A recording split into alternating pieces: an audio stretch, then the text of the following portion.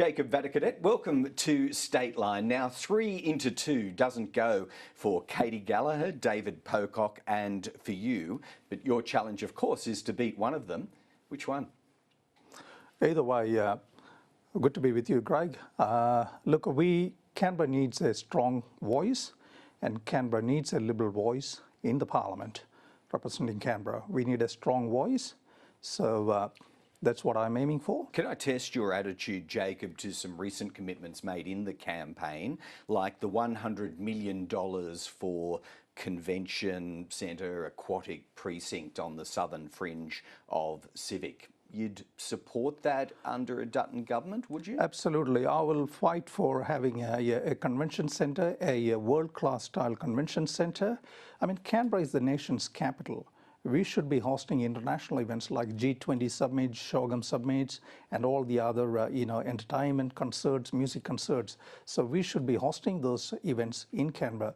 One more on infrastructure. Would you favour reviewing or terminating any further federal cooperation with or commitment to light rail beyond stage 2B? By that I mean NCA cooperation or federal infrastructure funding. Would you seek to have that wound up? Look, it's already been committed to that. The ACT government committed to that. So I think it is not ideal to cut it halfway through. I mean, there's a sunk cost in that, and we already spent billions of dollars. When you say halfway through, I'm not talking about 2B, I'm talking to Woden. You're saying that's a fait accompli, are you? Look, construction has been completed till City, and then City to, that stage 2B, and then to Woden. It's up to the federal government, but it's already huge sunk cost in that project, and it wouldn't be ideal and it wouldn't be wise to cut it till Civic. So under a Dutton government, you would facilitate further forms of federal support? Look, I'm not making any commitment now, but look, it's up to the federal government, and definitely because we already spent a few $1 billion onto that, and I don't think it is wise and it is ideal to stop that construction till the city. I think I understand where you're coming from there. Jacob, let's talk about the public service. You have displayed deep discomfort, I think, correct me if I'm wrong there, over the Coalition's plan to cut 41,000 positions. What do you understand the process to be now in achieving that number? Look, as our leader Peter Dutton mentioned last week, and Angus Taylor, will deal it through natural attrition and hiring freeze. We're not going to terminate or sack anyone. What about voluntary redundancy? Yes, there will be voluntary redundancies, and look, hiring freeze. There won't be any forced redundancies. Let me make it very clear. It will be through hiring freeze and natural attrition over a period of 5 years. And are you entirely comfortable about that, achieving the number that is, almost regardless of process? Are you comfortable with there being a very large number of workers who would not have those jobs? Yeah, 41,000, not all 41,000 in ACT, and I think 1/3 in ACT.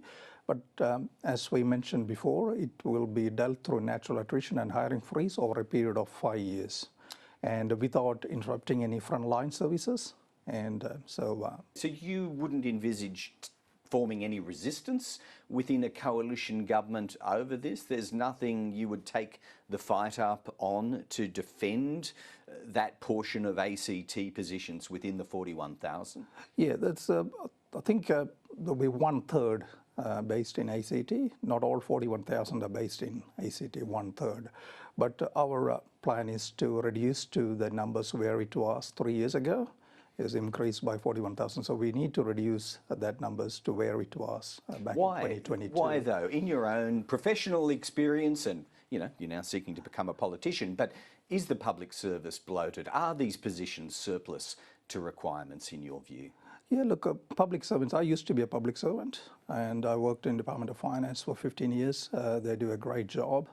But it's got to be sustainable. I don't want to, and I didn't mean to put words in your mouth when I said you displayed some deep discomfort over it. It doesn't sound like you are uncomfortable in this conversation we're having Yeah, anyway. Canberra is it's a beautiful city. Canberra public servants, they work really hard. I greatly appreciate and admire the work they do for giving advice to the government.